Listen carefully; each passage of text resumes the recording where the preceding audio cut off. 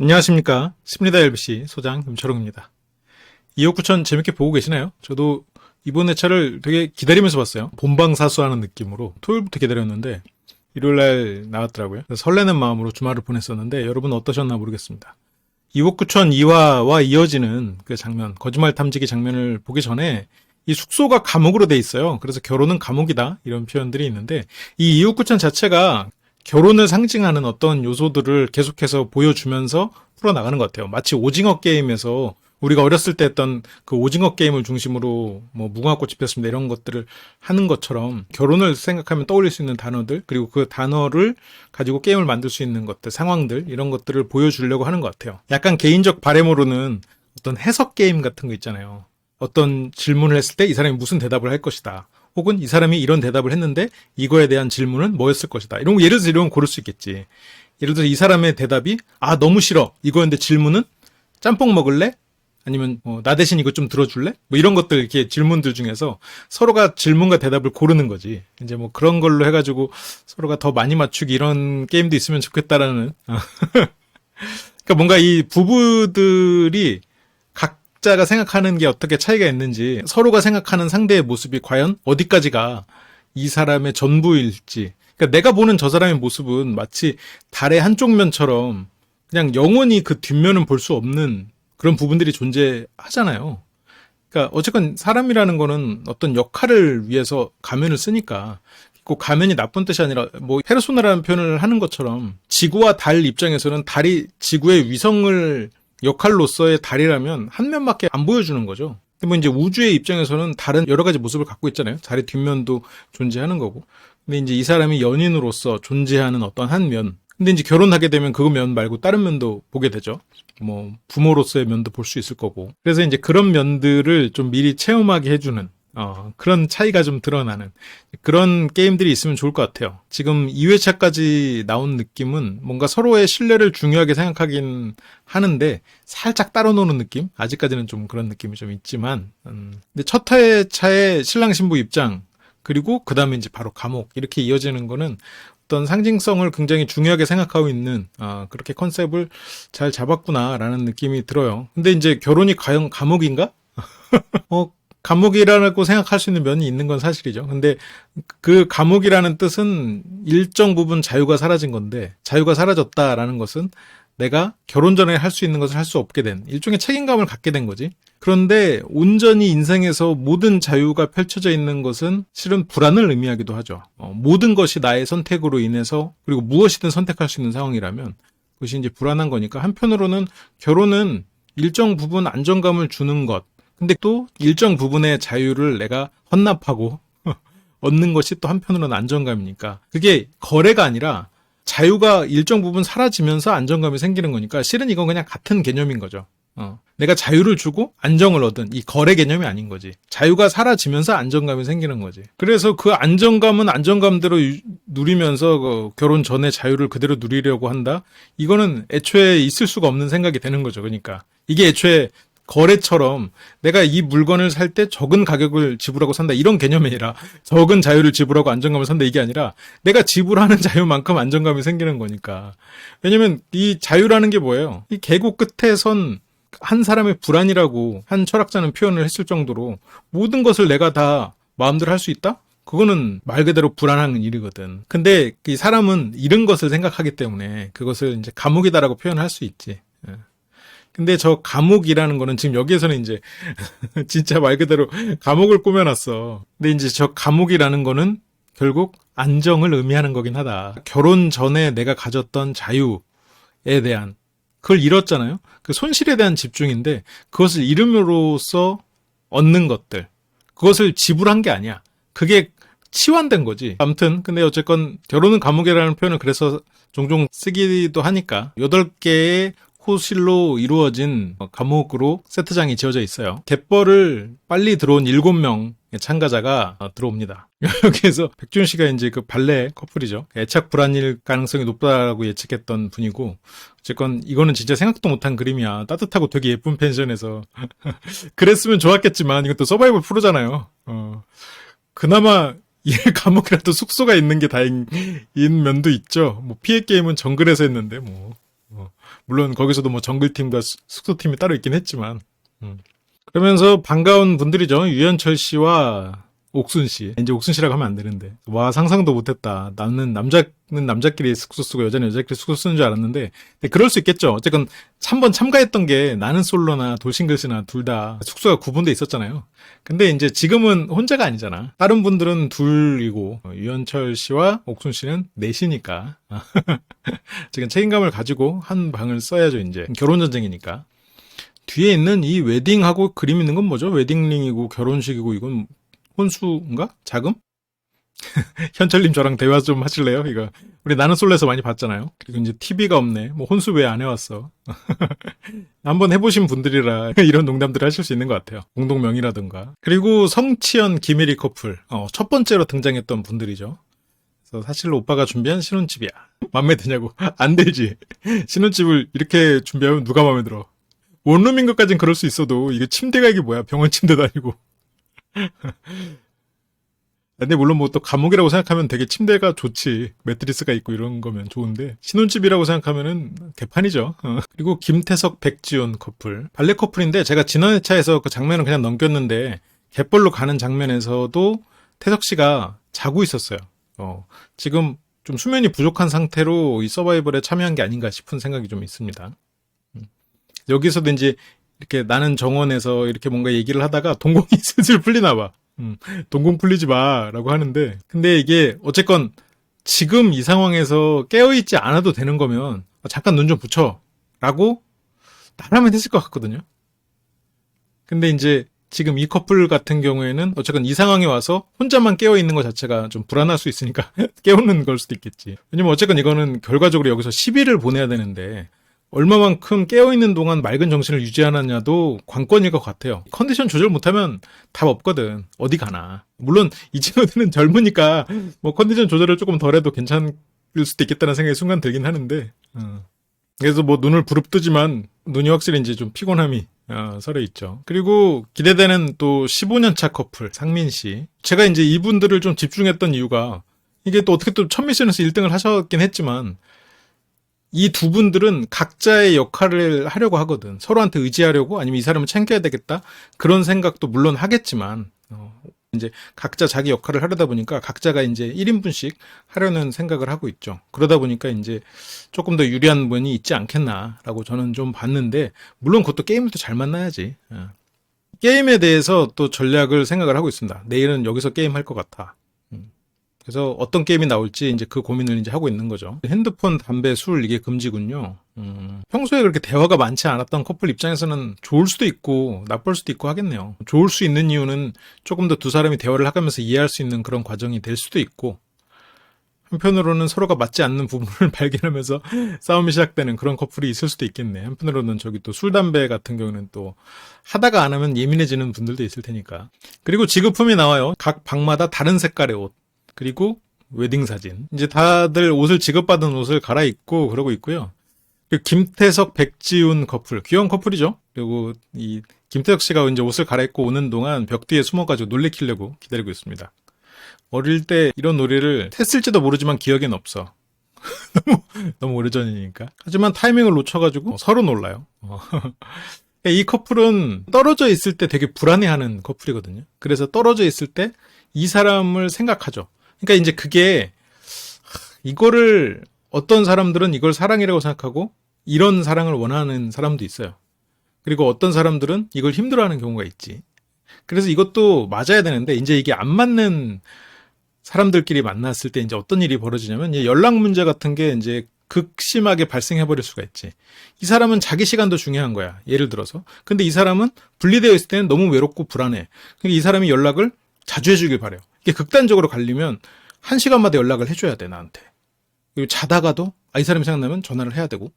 그런데 이 사람은 자기 시간이 중요한 사람이고 뭐 분리되어 있으면 분리되는 대로 내 시간을 또 즐기고 싶어. 이것도 소중해. 그러면 이런 사람에게 내가 계속해서 1시간마다 신경을 써줘야 되면 서로가 이제 힘든 거죠. 물론 어느 정도 자기가 필요한 그런 그 양이 있지. 뭐 연락을 뭐 일주일 뭐 한 달 안 하면 안 되겠지. 그건 뭐 커플이야? 커플 아니잖아요. 그렇게 되면. 근데 이제 그게 어느 정도는 맞아야 된다는 거지. 좀 달라도 맞춰갈 수 있는 정도 수준은 돼야 되는데, 예를 들어서 이 사람은 1시간마다 해주길 바라고, 한쪽 사람은 뭐 2, 4일마다 한 번씩 뭐 아니면 만날 때 이렇게 기쁘게 만나고 약간 이런 정도 수준이면 완전히 문화 차이지, 문화 차이. 서로가 이제 어느 별에서 왔냐고 생각할 정도로, 아, 이 사람은 날 사랑하지 않는구나. 아, 이 사람은 나와의 시간 이외에는 전혀 뭐 다른 게 없구나. 이렇게 이제 서로가 점점 갈라지게 되죠. 서로가 지쳐서 더 이상 아무리 사랑해도 지쳐서 만날 수가 없게 되지. 근데 이제 백지훈 씨 이 커플은 실은 서로가 연락을 좀 자주 해주길 바라는 그런 커플이고, 그런 부분에서 두 사람은 또 잘 맞는 거겠죠. 그래서 이런 장난도 실은 이 사람이 없는 그 순간에 이 사람을 위해서 뭔가를 하려고 하는, 이 사람을 생각하면서 뭔가를 하는 거지. 어쨌건 서로 놀랍니다. 근데 또 이 방은 또 사뭇 다르죠. 다음 미션을 위해 운동하는 성치현 씨. 다른 커플들은 유난히 즐거워 보이고라고 하는데, 저 방에 있으니까 즐거워 보이는 사람들만 보이는 거예요. 예를 들어서 이상민 씨 커플은 전략 짜고 있었잖아. 물론 뭐 아직 당장 짤 전략이 있는 건 아니지만, 내가 부러운 것만 보이는 거지. 이게 딱 그걸 보여주는 거잖아요. 여기서 힐끔하면서 내가 부러운 사람들, 밖에서 노는 커플, 지금 2커플밖에 없는데 걔네가 눈에 보여. 그것만 보고 저렇게 재밌게 노는 게 지금 기본값이구나 생각을 하는 거야. 근데 물론 뭐 성치현 씨도 여기에서 뭐 해리 씨를 긴장을 풀어주거나 얘기도 하고 이랬으면 좋았을 텐데, 어쨌든 몸 쓰는 미션이나 이런 게 있을 테니까 그거를 더 효과적으로 잘 할 수 있을 것인가를 이제 성치현 씨는 생각하고, 이게 아마 성치현 씨 입장에서는 긴장을 푸는 방법일 수도 있을 것 같아요. 근데 이거는 이제 물론 해리 씨 입장에서는 서운했을 수 있겠지만, 그리고 성치현 씨의 이 운동이 어떤 뭐 승부에 큰 영향을 미치겠는가, 그건 뭐 잘 모르겠습니다만, 어쨌건 여기서는 사랑을 경쟁하러 온 곳은 아니죠. 예, 여기서 이제 해리 씨가 심심하니까 이제 먼저 말을 걸거든요. 근데 이제 성치현 씨가 무릎에서 딱딱 소리 난다고. 해리 씨가 이제 뭐 오늘 웨딩드레스 입고 잠도 쭈그려서 엎드려 잤잖아. 이제 그런 말을 해도 이제 성치현 씨는 운동하는 데 집중을 합니다. 근데 나중에 미션에서도 나오는데 무릎이 좀 원래 안 좋으셨나 봐요. 무릎을 한번 다친 적이 있어서 그런지.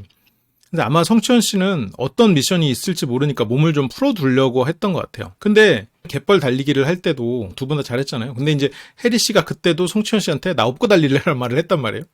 나 업고 달릴래? 아니면 그냥 달릴래? 어쨌든 그렇게 제안을 할 수 있을 정도로 해리 씨가 보기에 성치현 씨는 슈퍼맨이야. 근데 성치현 씨는 인간이거든. 성치현 씨가 생각했을 때 나는. 그리고 심지어 무릎도 안 좋은 사람이야. 그래서 약간 그런 거죠. 해리 씨는 우리 아빠 최고. 그렇지만 아빠는 회사 가가지고 그 임원한테 이렇게 막 엄청 깨지고 혼나고. 하지만 집에 와서는 슈퍼맨이잖아. 그런 모습 자식들한테 안 보이잖아요. 아마 약간 이 두 분을 보면 자꾸, 물론 비주얼이 아빠와 딸 같지는 않은데 이 관계가 보여주는 것이, 해리 씨가 굉장히 성치현 씨를 마치 아빠처럼 뭐든지 해줄 것 같은 사람, 뭐든지 다 할 수 있는 이제 그런 느낌으로 보고 있는 것 같아요. 그래서 성치현 씨는 성치현 씨대로 내가 어떻게든 해내야 된다라는 생각을 하고 있는 거지. 그러니까 여기서도 내가 지금 다치면 안 돼, 내가 어떻게든 최상의 컨디션을 끌어올려야 돼 라고 하는 그런 상황인데, 여기서 해리 씨 말이 집중되겠어요? 이것 봐, 자꾸 뭔가 빡빡 빠져 라는 게, 이제 자기 무릎이 안 좋으니까 혹시라도 그것 때문에 좀 잘못될 수도 있고 떨어질 수도 있으니까 안 좋은 무릎에 대한 대비를 해야 된다는 생각을 하고 있는 것 같아요. 해리 씨는 쉬라고 하고, 성치현 씨는 이제 해야 된다, 해야 강해지는 거다. 그리고 패자부활전이 시작이 됩니다. 떨어진 줄 알았던 세 팀 중에 한 팀이 올라오는 거죠. 방이 8개였으니까. 그리고 이제 2회차로 넘어갑니다. 근데 예고에서는 분명히 이 질문이 있었거든요. 당신은 이 결혼이 당신에게 손해라고 생각하십니까? 근데 실제로 2회차에서는 이 질문은 없었어요. 뭐, 이 결혼이 당신에게 손해라고 생각하십니까? 질문에 아니라고 말했으니까 아마 이제 실제로는 없었겠죠. 근데 2회차 보니까 엄청 그 뜸을 많이 들이는데 질문이나 많이 보여주지. 그래서 좀 거짓말 탐지기 미션이 시작이 되는데, 이제 근데 이 룰이 좀 이상했어요. 룰이 질문을 하고 이게 진실이든 거짓이든 상관없이 마지막에는 결국 생존한 7커플이 투표를 하는 거거든요. 이렇게 되면 결국 그 남은 사람들 7명이 어느 사람을 많이 뽑았는가, 그게 결국 등락의 결정이 되는 거잖아요. 근데 실은 이렇게 했으면 안 됐고, 7명의 커플은 이 중에서 떨어뜨릴 한 팀만 정하는 거고, 나머지 2사람 중에서 한 팀은 더 진실을 말한 쪽, 그게 돼야 되는 게 아니었을까요? 그러니까 아무리 진실을 많이 말했어도 이게 너무 인성이 파탄이어가지고, 아니면 너무 문제가 있는 팀, 아니면 너무 강력해서일 수도 있겠지. 그래서 7팀이 떨어뜨리겠다라고 했던, 그 한 팀은 떨어지는 거지. 그리고 나머지 중에서는 이제 진실을 말하는 사람이 올라가는 거죠. 뭔가 이렇게 했어야 뭔가 거짓말 탐지기 미션이 되는 거 아니야? 그러니까 거짓말 탐지를 했을 때 가장 진실을 말한 사람이 1등으로 올라가되 그 7명의 팀들이 인정 못한 사람은 올라올 수 없는 거지. 그렇게 되면 이제 진실을 말하면서도 뭔가 좋은 인상을 남겨야 되는. 그렇게 됐을 텐데 이거는 그냥 말 그대로 좋은 인상만 남기면 되는 거잖아. 물론 근데 좋은 인상이라는 거에 이제 약함도 포함되어 있으니까 좀 결국은 뭐 경쟁에서 견제가 안 되는 사람을 뽑게 되는 걸로밖에 안 이어지잖아요. 결국은 이제 투표로 뽑아버리는 거니까. 그래서 약간 이 방식이 좀 아쉬웠습니다. 투표를 할 거면 진실 거짓은 뭐 의미가 없는 거니까. 시청자들에게 보여주기 위한 장면 따로, 경쟁자들에게 또 인정받기 위한 또 그런 투표 따로 이렇게 되니까 뭐 미션이 너무 좀 따로 노는 느낌이 좀 있는 그게 좀 아쉬웠고요. 그래서 어쨌건 가장 많은 표를 얻은 단 한 커플만이 생존한다. 그렇게 이제 단상에 오르는 첫 번째 조정 선수 김지혁 씨 그리고 모델 김지연 씨 커플입니다. 외모나 피지컬에 있어서 그거를 이제 굉장히 중요하게 생각하는 해리슨이 우월하다 우월해 이러면서 저 커플이 등장할 때 굉장히 긴장을 했었죠. 처음에도. 근데 여기서 거짓말 탐지기가 그 손에 올리는 장난감 거짓말 탐지기가 아니었다는 게 굉장히 마음에 들었습니다. 이게 이 장난감 거짓말 탐지기는 실제로 거짓말 탐지가 안 되거든요. 그리고 여기서도 아마 거짓말을 제대로 탐지를 못하셨을 거예요. 아무리 전문가시지만 그게 이제 기준점을 잡고 여러 가지 또 질문을 통해서 답을 내렸어야 되는 그 진실인지 거짓인지를 밝혀내는데 아마 이제 그 정도의 시간이 안 주어졌을 거란 말이죠. 이 세 팀을 해야 되고 또 예능이고 또 다른 일정도 있어야 되고 막 이러니까. 그래서 아마 특히나 첫 번째 질문에 대해서는 진실과 거짓이 잘 구분이 안 됐을 수도 있다. 뭐 당신은 남자입니까? 당신은 뭐 몇 살입니까? 뭐 이렇게 해서 기본적으로 이 사람이 자연스럽게 이 사람의 진실 기준, 거짓 기준을 잡아놓은 상태에서 그걸 가지고 이제 체크를 아마 해야 됐을 텐데 이제 그렇게 기준점을 잡는 시간은 좀 적어서 이거를 가지고 이 두 분이 꼭 진실을 말했다, 거짓을 말했다고 꼭 확신할 수는 없을 것 같다. 물론 굉장히 전문가시고 이렇게 손으로 올리는 그 장난감 거짓말 탐지기에 비해서는 훨씬 정확했지만 그럼에도 불구하고 그 전문가분에게 시간이 충분히 주어지지 않았을 것 같아서 그런 부분에 있어서 좀 생각을 하긴 해야 될 것 같다라는 생각이 들었고요. 첫 번째로는 그렇게 이제 거짓말 탐지기가 준비되고 시작이 됩니다. 첫 번째 질문은 당신은 2억 9천 출연자 중에서 김지연이 가장 이쁘다고 생각합니까? 이거는 아니어도 되잖아. 아니 근데 이거를 출연자들도 그렇고 패널들도 그렇고 굉장히 중요하게 생각하더라고요. 아니 내 남자친구가 제일 잘생겨야 돼? 내 여자친구가 제일 이뻐야 돼? 아니어도 되잖아요. 아니 상대를 외모만 보고 사귀는 거 아니잖아. 이게 참 모순이 있다니까요. 뭐 당신은 나 외모만 좋아해서 사귀는 거야? 라고 해서 막상 외모만 좋다고 하면 또 싫어하잖아. 뭐 인성도 좋아하고 지성도 있어야 되고 다 생각하잖아요. 아니면 어떤 또 다른 그런 면을 봐줄 때 굉장히 좋아하잖아요. 내가 모든 게 완벽하지 않으면 외모가 좀 부족해도 자상함 아니면 뭐 지성 아니면 어떤 통찰력이든 뭔가 그런 걸 보고 좋아할 수도 있는 거잖아요.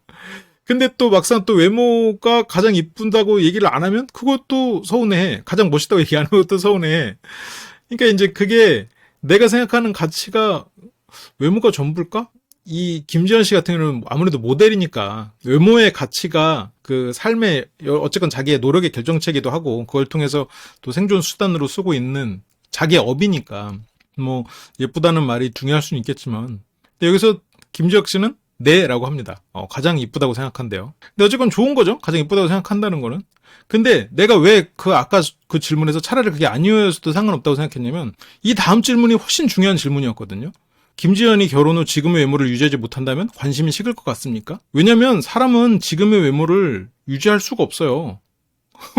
아니 20대의 외모를 40대에 어떻게 유지해? 30대의 외모를 50대에 유지할 수 있을 것 같아요? 그걸 유지하려고 마음 먹는 순간 삶이 불행해지는 거예요. 왜냐면 어떻게 몸을 유지하겠냐고. 나이가 드는데 어떻게 그 외모를 그대로 유지할 수 있겠어. 그걸 그대로 유지하려고 노력을 하다 보면 그게 안 되는에도 불구하고 노력을 해야 되기 때문에 안 되는 일에 내 인생을 쓰는 거거든. 내 인생의 노력을. 물론 그 지연 씨와 지혁 씨가 그러진 않겠지만 이 사람의 사랑을 위해서 20, 30대의 모습을 평생을 걸쳐서 그걸 기준으로 지금의 나를 꾸며야 되는데 그러면 나이에 맞게 늙어가지도 못할 뿐더러 계속 뭔가 부족함을 느끼게 되지. 그래서 이건 되게 옛날 영화인데 그 101번째 프로포즈? 이제 그런 영화가 있어요. 근데 거기서 이제 여주인공이 두 남자 사이에서 고민을 하거든요. 거기서 이제 결정적인 두 사람의 차이는 약간 그 요즘 말로 약간 너드미를 가진 남자 주인공을 결국 선택하게 되는데 그 사람은 그 여주인공이 아무리 늙어도 사랑할 거라고 말한단 말이죠. 그것도 사랑스러울 거라고 말해. 그런데 다른 한쪽, 자기가 포기했던 굉장히 괜찮았던 남자는 나의 늙은 모습을 상상할 수 없다고 말했거든. 그러면서 내 늙은 나까지도 사랑할 것 같다는 제가 물론 대사가 정확히 기억나진 않아요. 워낙 오래전 영화거든. 그 사람을 결국 선택한단 말이에요. 그래서 지금 이 사람의 빛나는 외모, 그리고 이 외모가 이게 외모가 유지되지 않았을 때 사랑에 식는 관계. 그렇다면 이거는 되게 불안할 수 있는 관계가 되는 거예요. 근데 물론 이 외모에 꽂힌 이 사랑은 식어가되 그 사이에 뭐 신뢰도 더 쌓이고 의리도 쌓이고 서로가 또 알아가는 그런 과정이 되면서 다른 게 채워지겠죠. 뭐 절대 뭐 지연 씨와 지혁 씨가 잘 못 살 거다 그런 얘기는 아닌데 이제 이 출발선이 여기라면 이 사람이 지금 외모가 세상에서 최고. 하지만 이 외모를 유지하지 못한다면 내 마음은 식을 거야. 이것보다는 차라리 이 사람 외모? 뭐 평범하지. 물론 평범까지는 그렇지만 평범하지. 하지만 내 눈에는 제일 이뻐. 그렇지만 물론 뭐 이 사람보다 이쁜 사람 많지. 하지만 이 사람이 뭐 나이가 들어서 지금보다 더 못해진다고? 그래도 뭐 어때? 난 그래도 이 사람에게 관심이 충분히 가. 이 마인드가 실은 훨씬 더 부부 생활을 유지하기 위해서는 더 안전한 마인드지. 그래서 물론 이제 지혁 씨와 지연 씨 같은 경우는 앞으로도 기회가 얼마든지 있으니까 이제 그런 부분을 이제 서로가 더 신뢰를 쌓아가는 그런 과정이 필요할 것 같아요. 여기서는 지혁 씨가 난 식을 것 같다고 얘기해요. 그러니까 이제 그걸 듣는 뭐 신혜선 씨 같은 경우는 내가 상처받았다. 최광원 씨도 나이를 먹으면서 지금은 똑같을 수는 없을 텐데 어떻게 하려고 저러시지? 그러니까 저 말이 날 찌른다고, 아프다고. 다들 이제 그런 반응이었어요. 근데 이 말이 진실로 나왔어. 사람 관심 식을 것 같대. 근데 김지혁 씨가 계속해서 진실이 나왔던 거는 이분이 굉장히 평온함을 유지했을 수도 있어요. 그래서 아마 김지혁 씨에 대해서 진실과 거짓을 판가름하려면 이분의 거짓은 굉장히 미세한 차이로만 도출됐을 수도 있어. 그러면 그 김지혁 씨 같은 경우에는 조금 더 그 데이터가 더 쌓였어야 될 수도 있겠지. 거짓의 데이터가. 물론 뭐 전문가분이 알아서 잘 하셨겠지. 근데 지연 씨는 오히려 좋다라고 말해요. 나의 외모를 보고 만난다는 거니까. 근데 이제 지혁 씨는 이제 자기 관리를 잘하는 사람이니까 개의치 않고 솔직하게 대답했다. 지연 씨도 이걸 서운해하지 않았어요. 그래서 결혼 후에 자기 관리 못하고 이제 망가지는 모습 보면 뭐 자기도 안 좋을 거니까. 그래서 그 대답에 공감한다. 지금 실제로 공감하는 걸 수도 있고 자기 남자친구의 길을 살려주는 그런 부분도 있겠죠. 이 사람들 앞에서의 대답이고 이런 상황이니까 뭔가 동정받는 그런 상황은 싫겠지 당연히. 근데 이러니까 산후 우울증도 오고 그러는 거 아니에요. 근데 애 낳고 이렇게 아무래도 좀 몸이 애 낳기 전과는 다르단 말이야. 그러면 물론 관리해가지고 다시 원래대로 돌아오고 뭐 그럴 수도 있겠지만 그게 쉽나. 조금 다른 모습이어도 뭐 그거 나름대로 뭐 가족이 근데 막 그렇게 됐다고 약간 관심도가 줄고 그렇게 느끼고 이러니까 또 좀 물론 우울함이 오고 그런 건 뭐 호르몬 문제가 있겠지만 그러니까 환경적으로도 이제 이번에는 지연 씨에게 질문하는 차례가 돼요. 질문이 웃긴데 살짝 치명적이야. 지혁 씨의 휴대전화를 몰래 본 적이 있습니까? 아니요라고 말했어요. 근데 거짓이 나옵니다. 몰래 본 적 있다는 거지. 오우 불이 머리 끄슬르겠어. 근데 지혁 씨는 몰래 보든 진짜 보든 다 보여줄 수 있다. 비밀번호도 안 걸을 수 있다. 그리고 결혼 자금을 더 모았어야 한다고 생각합니까? 이 질문에도 아니라고는 하거든요. 그것도 거짓.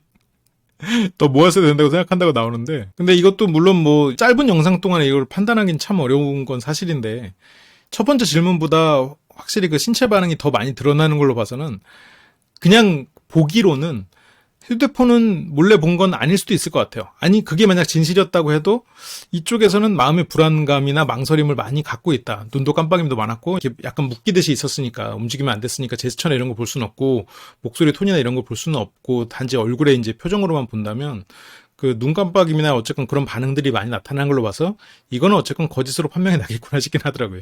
성치현 씨가 얼마 정도가 부족하다고 생각했냐. 근데 이제 그런 생각 한 적 없다. 그리고 지연 씨가 이제 마지막으로 소명을 얘기하는데 혹시라도 견제를 위해 투표해주지 않으신다면 꼴등을 했다는 점을 좀 기억해달라고 하거든요. 근데 견제가 되는 건 사실이죠. 워낙 비주얼로도 굉장히 훌륭하고 또 운동선수기도 하고 이러니까 그냥 전체를 놓고 견제되는 사람 떨어뜨려라 이랬을 때 또 상당히 높은 순위를 차지했을 것 같은 커플이죠. 그래서 이제 꼴등을 했다는 걸 어필하지만 이 부분을 좀 더 강하게 얘기했어야 되는 게 아닌가. 그리고 이게 어쨌건 서바이벌이잖아요. 그래서 차라리 다른 팀들이 얼마나 강한지를 어필했어야 돼. 만약 김지혁 씨네 커플이 떨어지지 않을 거였으면 홍현석 마리암 씨 커플이 약해 보이지만 마리암 씨랑 여러분들이 힘으로 붙어서 이길 수 있을 것 같아요? 저 보셨죠? 꼴등하는 거. 그거 나 이렇게 약해. 분명히 여자끼리 뭔가 힘겨루기나 피지컬 싸움이 있을 텐데 여러분들 마리암 씨 절대 못 이겨요. 그리고 남자분들 실제로 격투기 피지컬로 지금 김지혁 씨는 그냥 조정 선수지만 격투기 선수 있어요. 이렇게 하면서 그나마 3명 중에 우리가 평균으로 따지면 제일 약체다. 이런 거를 뭔가 좀 어필을 그렇게 했어야 되지 않나. 조금 더 강하게 했어야 되지 않나. 라는 생각이 좀 듭니다. 왜냐면 어쨌건 여긴 서바이벌이거든. 그리고 이 첫 번째 거짓말 탐지기 미션의 이 룰도 거짓말이든 진실이든 이것도 물론 어느 정도 영향을 미치지만 결국 약한 놈이 뽑히는 수밖에 없단 말이야. 서바이벌이니까. 그래서 지연 씨가 뭐 은근 약체임을 강조를 했죠. 그리고 두 번째 커플 홍한석 마리암 커플입니다.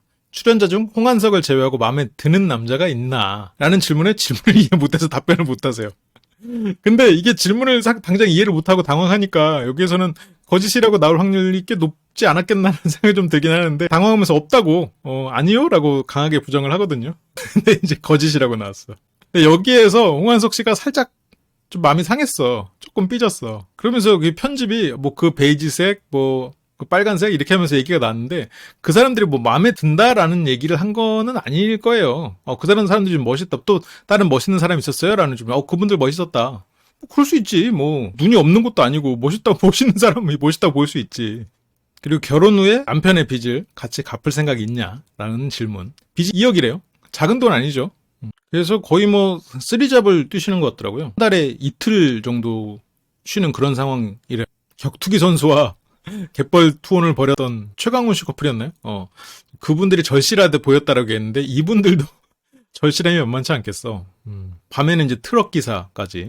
저렇게 트럭 운전을 할 때 아내가 옆에서 이렇게 같이 이렇게 있으면 힘이 될 것 같긴 한데 그 시간에 아내가 차라리 쉬거나 각자 일을 하는 게 빚을 갚는 데는 더 도움이 되지 않나 뭐 이런 생각이 살짝 들긴 합니다만 아내 입장에서는 뭐 그날이 쉬는 날이었을 수도 있겠죠. 어쨌건 마리암 씨는 빚을 함께 갚을 생각이 있다. 그렇죠. 뭐 돈의 액수 크기를 떠나서 뭐 부부는 그런 부분에 있어서 같이 가는 거지 뭐.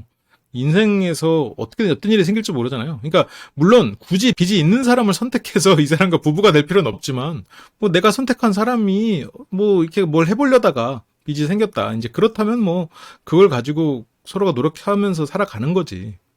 근데 이제 그 빚이 생긴 이유가 현실 감각이 너무 없어가지고 가서 어떤 과시를 하기 위한 그런 삶을 살다가 그렇게 됐다거나 이제 그러면 이제 그거는 빚이 문제가 아니라 이 사람의 현실성 없는 생각, 미래를 대비하지 않는 그런 마음 그런 게 문제인 거지. 마리암 씨도 그렇게 생각하고 있을 거예요. 이 사람이 지금 빚이 있어도 충분히 그만큼 열심히 하고 있고 그동안에도 뭔가 사업을 하려고 뭔가 잘해보려다가 벌어진 일이니까 그런 부분에 있어서는 이 사람 자체가 이 사람의 빚 때문에 이 사람의 빚이 바라지 않는다. 그렇게 생각하고 있을 것 같아요. 남자는 여자의 진실에 감동했다. 이거 감동할 포인트지. 행복하냐고 묻는데 행복하다고. 아까 살짝 삐진 것 좀 만회를 했죠. 이제 남편에게 질문이 들어갑니다. 아내와 2억 9천 중에 단 하나만 선택해야 된다면 마리암을 선택할 거냐. 아니 2억 9천 정도면 그냥 아내 선택해야 되는 거 아니야? 근데 여기서 선택하겠다. 아내를 선택하겠다라고 하거든요. 근데 이게 거짓으로 나왔어. 마리암 씨가 할 말 있어? 라고 물었거든요. 기회를 준 거지. 변명할 기회를 줬어. 근데 여기서 지금 홍한석 씨가 당황해가지고 할 말이 없습니다. 이러봤어요. 그러니까 순간적으로 망설인 부분이 있었겠지만 이게 정말로 거짓이라고 나올 거라고 생각 못했을 것 같아요. 왜냐면 내가 그 돈 때문에 이 아내를 버린다고 생각까지는 안 했을 거거든. 근데 그게 망설여진 이유는 예를 들어서 그런 거예요. 악마가 그런 제안을 하는 거지. 2억 9천을 받는 대신에 네 아내의 목숨을 우리가 가져간다. 그러면 당연히 2억 9천 안 받아요. 이렇겠지. 그런데 이 사람과 헤어져서 이 사람이 자기의 삶을 사는 게 이 사람을 위해서도 좋지 않을까? 라는 그 망설임은 존재할 수도 있어. 이 사람과 지금 결혼을 망설이고 있는 이유도 이 사람은 이 두 분도 나이 차이가 꽤 있거든요. 나이도 어리고 앞길이 창창한 마리암이 나랑 결혼을 해서 빚이 2억이나 있는 이런 상황에서 그러니까 빚이 2억이 있다는 거는 딱 2억만 갚으면 끝 이게 아니거든. 이자가 계속 얹혀지기 때문에 이게 생각보다 굉장히 긴 시간이 걸릴 거란 말이에요. 그래서 홍한석 씨는 마음 한구석에는 내가 지금 마리암의 젊은 시절을 낭비시키고 있는 게 아닌가라는 두려움이 존재할 수도 있어요. 물론 내가 너무 홍한석 씨를 지금 약간 쉴드 쳐주는 그런 느낌은 있는데 왜냐면 아직까지는 뭐 두 사람이 어떤 사람들인지 정확히 나오진 않았으니까. 근데 아마 이제 그런 마음속에 망설임 때문에 지금 이게 거짓으로 나온 게 아닌가 싶어요. 그러니까 이제 마리암 씨는 할 말이 없다고 이러면서 당황하는 거지. 왜냐면 난 지금 해명할 기회를 준 건데 이 사람이 해명을 안 해. 그러면 이 사람이 진짜로 저게 거짓말인 게 돼버리잖아요. 여기서도 적극적으로 아니야 거짓이야 뭔가 이 기가 잘못된 거야 이러든가 내가 지금 2억 빚 때문에 당신을 힘들게 하는 그것 때문에 내가 좀 망설여서 좀 그 망설임이지 당신을 잃고 싶지 않아 그거 마음은 당연하지 이렇게 뭔가 해야 되는데 홍한석 씨가 너무 당황해버린 것 같아. 그러니까 저게 거짓으로 나올지는 몰랐던 것 같아요. 그래서 너무 미안했다. 나는 진실을 말한 것 같은데 왜 불기둥이 나온지 모르겠다. 그러니까 이 말을 했어야 돼. 이 말 할 기회를 줬거든 지금 마리암이. 근데 이걸 못했다는 건 홍한석 씨는 거짓이 나오지 않을 거라고 생각했다는 거고 그렇다면 이 사람은 마리암을 선택해야지라고 마음속으로는 생각하고 있었던 것 같아요. 근데 이제 그 생각은 했지만 마음속 안에서 망설임이 있었고 그거는 아마도 그 자기의 이제 2억 빚이 있는 사람이라는 생각 때문에 마리암을 좀 놓아줘야 되나? 약간 그런 망설임이 좀 있었던 게 아닌가 그런 생각이 좀 들었습니다. 그래도 저 삐는 좀 거슬리는데? 그러면서 이제 마지막 세 번째 후보 홍준영, 박나영. 개인적으로는 이 분들을 좀 더 보고 싶었는데 결과는 그리고 이 두 분들을 보면서 혜리님이 뭔가 강해 보여. 그러니까 성시현 씨가 응? 이러면서 약간 불편해. 아이는 부모님이 세상에서 최고여야 돼. 최고여도 돼. 근데 부부는 내 배우자가 세상에서 최고가 아닌 걸 알아야 돼. 이 사람이 인간이고 완벽하지 않고 노력하고 있고 그 자기 나름의 어떤 문제를 안고 살아가는 그냥 하나의 부족한 인간임을 알아야 돼. 배우자가. 근데 부모에 대해서는 세상 최고고 슈퍼맨이라고 생각해도 되지. 근데 지금 성치현 해리 커플의 특징은 성치현 씨는 내가 슈퍼맨이어야 돼. 해리 씨도 성치현 씨를 슈퍼맨으로 보고 있고 슈퍼맨일 거라고 생각하고 있고 그게 이제 그게 또 이 두 사람이 사랑하는 방식일 수는 있겠죠. 근데 혜리 씨가 성지현 씨가 그거 말에 대해서 불편해하고 있는 걸 모르고 이제 거짓말 탐지기 하고 있는 것 자체가 느낌 있다고. 성지현 씨가 말 안 해. 내가 최강으로 보이고 싶거든. 첫 번째 질문은 홍준영 씨의 외모에서 아쉬운 부분이 있습니까? 예요. 아니 배우자 외모에서 아쉬운 부분 좀 있으면 안 돼? 아니 뭐 AI로 내가 바라는 것 해서 맞춘 거 아니잖아요. 어떻게 뭐 아쉬운 부분이 없겠어. 다 아쉬운 부분 있지. 자기 외모에 대해서도 있고 상대 외모에 대해서 있을 수 있지. 뭐 이런 질문을 벌써 이 15년차 커플은 뭐 아쉬운 부분이 있지 바로 그냥 말하잖아요. 뭐 있으면 좀 어때? 아니라고 말합니다. 하지만 바로 그냥 거짓으로 드러나죠. 저기 이제 불에 이제 뒷머리가 살짝 끄슬려 봐야 이제 거짓 말하면 안 되겠구나 이제 이렇게 생각을 홍중 씨가 아니 왜 거짓말을 하냐고. 이제 나영 씨도 좀 민망했는지 아니야 넌 내 이상형이야라고 말은 하죠. 그러니까 이거는 하얀 거짓말이지. 거짓말인 거 알면서도 그냥 기분 좋으라고 하는 말이고 들으면서도 좀 아니면 어때라고 생각하면서 듣는 거지. 이거는 두 사람 사이의 어떤 신뢰나 사랑의 깊이를 재는데 큰 의미는 없죠. 이 사람이 세상에서 제일 이쁘고 제일 멋있어서 이 사람이랑 만나는 거 아니거든. 이제 다른 참가자들이 질문을 했습니다. 아내의 외모에 마음에 안 드는 분 없냐? 준영 씨는 난 다 마음에 든다 라고 대답을 하거든요. 근데 이제 나영 씨는 아니다. 홍준영 씨의 이상형과 나는 반대다. 나는 이제 화장도 막 진하고 새카매가지고 원래 좋아하는 스타일이 아니다. 그리고 또 질문이 지금까지 사귄 여자친구 중 박나영이 가장 이쁘다고 생각합니까? 외모 질문이 많네요, 전체적으로. 훨씬 더 치명적인 그런 질문들이 있을 수 있는데. 근데 일부러 여기서 세 팀 중에 두 팀이 떨어지니까 떨어지는데 나쁜 기억 심어주지 않기 위해서 그냥 외모 수준의 질문을 했을 수도 있겠다는 생각은 들어요. 여기서 실은 거짓으로 나왔을 때 더 치명적인 질문은 지금까지 사귄 여자 중 박나영을 가장 사랑하는 사람이라고 생각합니까? 이 질문이 훨씬 더 치명적이잖아. 아니 가장 안 예쁘면 어때? 근데 가장 사랑하지 않는다? 이거는 조금 치명적일 수 있지. 그러니까 근데 약간 그런 부분에 있어서 조금 배려가 있었던 게 아닌가. 질문들이 매콤한 것 같지만 별로 매콤하지 않아. 그래서 가장 예쁘다고 생각하는 질문에 아니요라고 말해요. 자기가 약간 여기서 긴장을 한 상태에서 거짓이라고 나올 거라는 생각에서 아니요라고 말했거든요. 나름 그러니까 홍정 씨는 머리를 쓴 거지. 일부러 이제 거짓말을 한 거다라고 얘기를 해요. 근데 진실 나왔어. 그래도 전문가가 하시는데 박나영보다 이쁜 여자를 만난 적이 있다. 그러니까 이게 더 이쁜 사람을 만났다고 꼭 그 사람을 더 사랑하는 거 아니라니까. 애초에 외모만 보고 사귈 거면 이 사람이랑 사귀다가 더 이쁘거나 더 멋진 사람 만나면 또 가야지. 그렇게 생각하는 사람이랑 어떻게 신뢰를 갖고 살아. 오히려 뭐 그런 걸 좀 떠나서 생각해야지. 그러니까 나영 씨가 그럴 수 있다. 하지만 이를 악물고 말했다는 거. 아직도 하얀 여자가 좋은가 봐라고. 그래서 홍준영 씨가 이제 웃거나 심박수가 올라가면 이제 여기서 웃고 얘기를 많이 했으니까 기계가 이제 거짓으로 판별을 할 것 같아서 이제 그렇게 말했다라고 이제 변명을 하는데, 그래서 조금 말이 안 되는 것 같으니까 도와달라고 그 참가자들한테 얘기를 하지만, 성치현 씨가 흥분해서 심박수가 올라갔는데도 진실로 나왔다면 진짜 진실이다 이러면서 디스를 합니다. 아까 혜리님이 강해 보인다, 뭔가 느낌 있다라는 말에 일종의 소심한 복수가 아니었을까? 근데 홍준영 씨가 그 전에 3명의 이성을 만났었나 봐요. 근데 그 3명 중에서도 내가 아니었다는 건 이렇게 하면서 하는데, 아마 그 전에 만났던 분 중에 이제 나영 씨 말대로 화장기 없고 좀 하얀 그런 느낌의 어떤 분이 있으셨겠죠. 근데 이제 나영 씨랑은 이제 싸우고 빡 깨졌을 거다. 뭐냐 이런 사고가 없었다면 이제 그런 말로 미뤄봐서는 나영 씨보다 훨씬 더 이렇게 좀 조용조용한 그런 스타일의 사람이고, 외모적으로는 준영 씨가 이제 그 사람을 좀 그만 말해야지. 다음 질문으로 나영 씨에게 홍준영이 직업을 바꿔야 한다고 생각합니까? 라는 질문이에요. 굉장히 좋은 질문이었다고 생각해요. 어떻게 보면 가장 좋은 질문이었던 것 같아. 프로 격투가 아내로서 직업을 바꿔야 한다고 생각하는 것, 혹은 그 직업이 그대로 유지되어도 좋다고 생각하는 것, 이 두 가지 마음은 굉장히 충돌할 것 같긴 해요. 왜냐면 부모 입장에서 생각하면은 참 힘들 것 같아. 근데 배우자라고 하면 마음이 힘들지만 그래도 응원하는 마음이 더 클 것 같긴 해. 아니 물론 부모도 응원하지.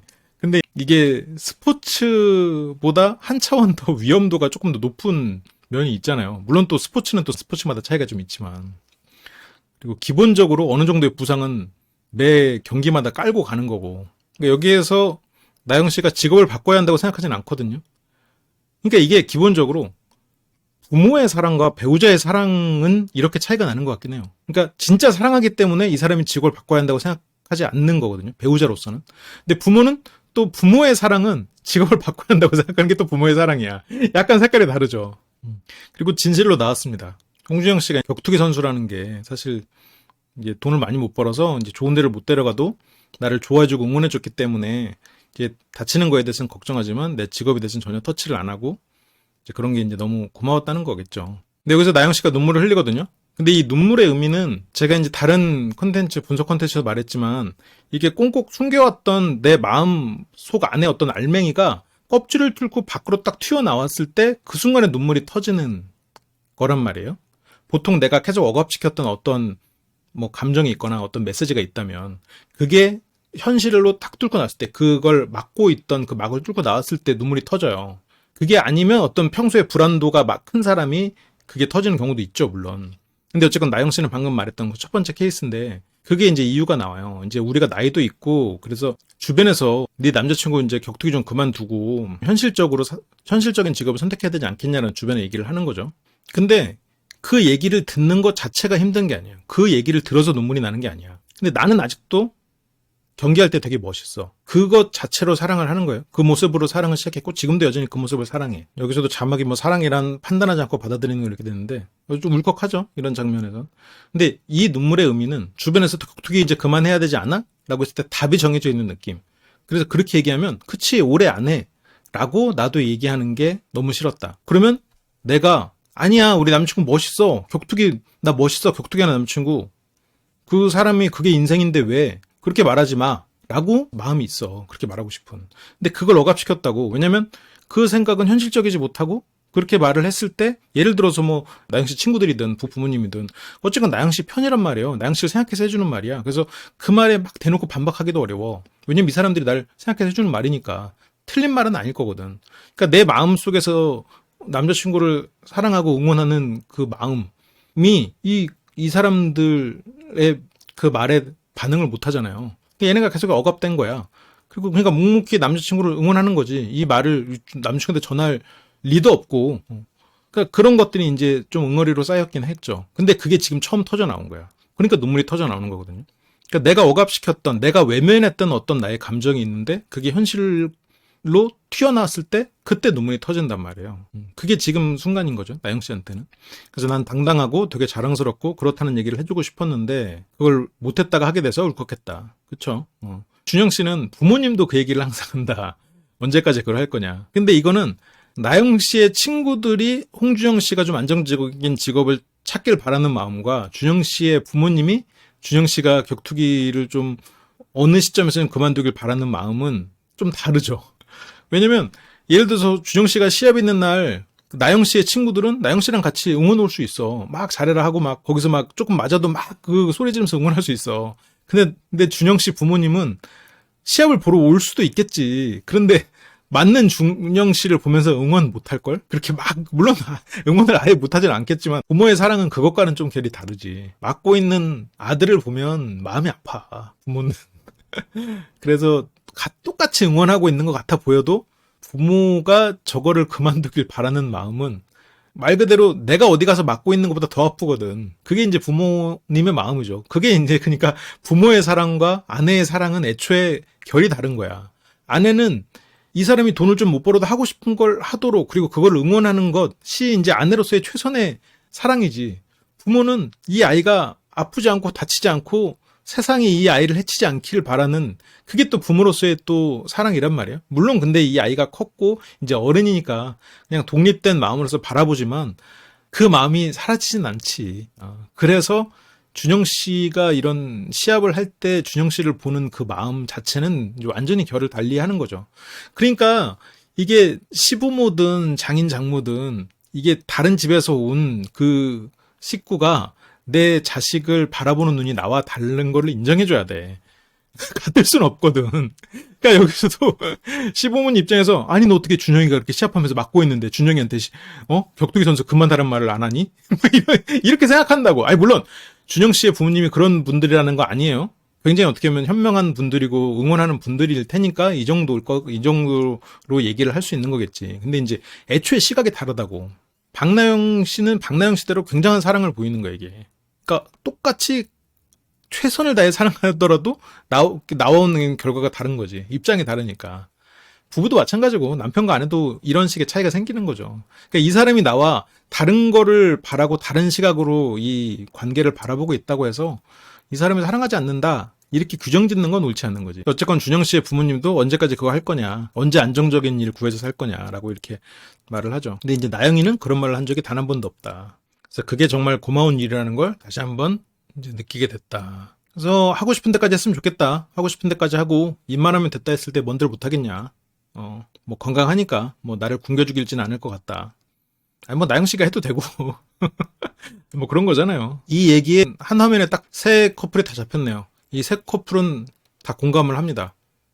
왜냐면 여기서 이제 특히 보여지는 이 남편들의 직업이 물론 그 직업 안에서 역할이 바뀌는 여러 가지가 있겠지만 아무래도 이제 지금 뭐 최강호 씨 같은 경우는 배우고 물론 은퇴가 빠르진 않지만 이제 성공이 확실하지 않은 직업. 그러니까 보통의 직장인들은 회사원들은 뭐 연봉의 차이가 좀 있고 그래도 예를 들어서 회사원 이랬을 때 최고의 회사원과 최악의 회사원의 차이가 생각보다 크지 않단 말이에요.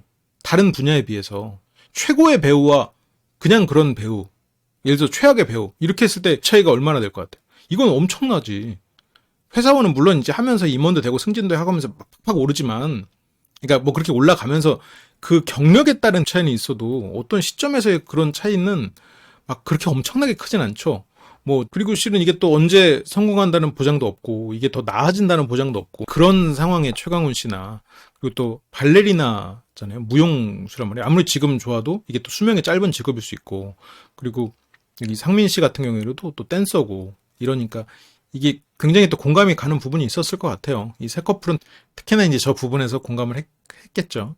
그렇게 거짓말 탐지기 미션이 끝납니다. 그러면서 이제 그 태석 씨, 발레리나 커플이 우리랑 비슷하다라고 얘기를 하죠. 또 최강원 씨는 좀 공감도 되기도 하고, 그리고 자기가 약간 미안함이 존재하고 있으니까 준영이 형이 됐으면 좋겠다라고 말을 하고 있어요. 혜선 씨는 공감이 많이 갔다. 끝까지 응원하겠다는 마음이 나와 같아서. 그러니까 결혼을 하고 뭔가 인생을 함께 하려면 이런 마음이 필요한 것 같아요. 제가 좀 안타까운 부분 중에 하나는 그 뭔가 물론 저는 그러니까 조건만 보고 결혼하는 거 나쁘지 않다고 생각하거든요. 뭐 그럴 수 있다고 생각해요.